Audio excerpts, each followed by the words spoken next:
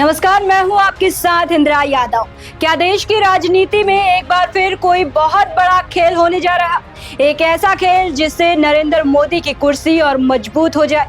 दोस्तों, पिछले 12 साल से खेल तो सिर्फ और सिर्फ कुर्सी का ही चल रहा, लेकिन इस बड़े खेल पर आने से पहले एक ऐसी ब्रेकिंग न्यूज सुन लीजिए जो आपको भी चौंका देगी।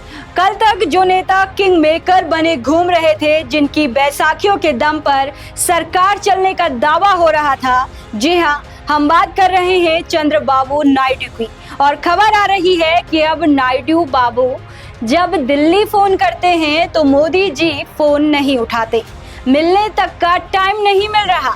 आज नायडू बाबू का हाल घर की मुर्गी दाल बराबर जैसा हो चुका है और शायद इसीलिए वो आजकल बाबा रामदेव के साथ योगासन करने को मजबूर है। लेकिन दोस्तों, राजनीति में बिना मतलब के ना तो नरेंद्र मोदी एक कदम आगे बढ़ाते हैं और ना ही अमित शाह। तो फिर नायडू को साइड लाइन करके मोदी शाह का फोकस किस पर है? नया डोरा किस पर डाला जा रहा? दोस्तों, नया फोकस है मिस्टर MK स्टालिन पर। वही स्टालिन जो कांग्रेस से रूठकर इंडिया अलायंस से बाहर हो गए। आज की तारीख में वो ना इंडिया में है ना NDA में है, लेकिन उनके पास लोकसभा में सांसदों की संख्या थोक के भाव में है। चंद्रबाबू नायडू के पास 16 सांसद हैं, तो स्टालिन की DMK के पास पूरे 22 सांसद हैं। और जिसके पास सबसे ज्यादा संख्या हो तो फिर मोदी जी का झुकाव उसी की तरफ रहेगा। अब आप सोच रहे होंगे कि इस पॉलिटिकल रोमांस के पीछे का क्या राज है। खबर है कि मोदी जी ने फिलहाल डिलिमिटेशन यानी सीटें बढ़ाने के प्लान को ठंडे बस्ते में डाल दिया और उनका पूरा फोकस है वन नेशन वन इलेक्शन पर। खेला हो तो एक साथ हो, इसके लिए बीजेपी ने पर्दे के पीछे से DMK को अप्रोच किया है। स्टालिन साहब बिल में जो बदलाव चाहते थे, बीजेपी वो बदलाव करने को तैयार हो गई है।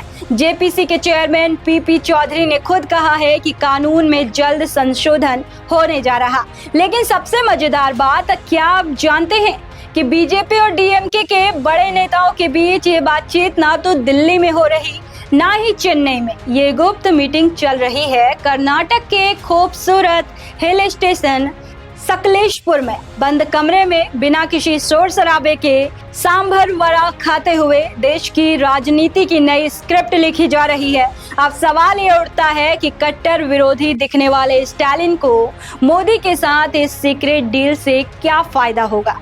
दोस्तों, कभी कभी फायदा नहीं, मजबूरियां भी देखी जाती हैं। आजकल चुनाव इतने महंगे हो चुके हैं कि बिना केंद्र के सपोर्ट के सरकार चलाना मुश्किल है और अगर कोई गड़बड़ी हुई तो ऊपर से ED, CBI और इनकम टैक्स की तलवार लटकी हुई है। तो इस गुप्त डील के बदले स्टालिन साहब को मिलेगा सीधा सीधा प्रोटेक्शन।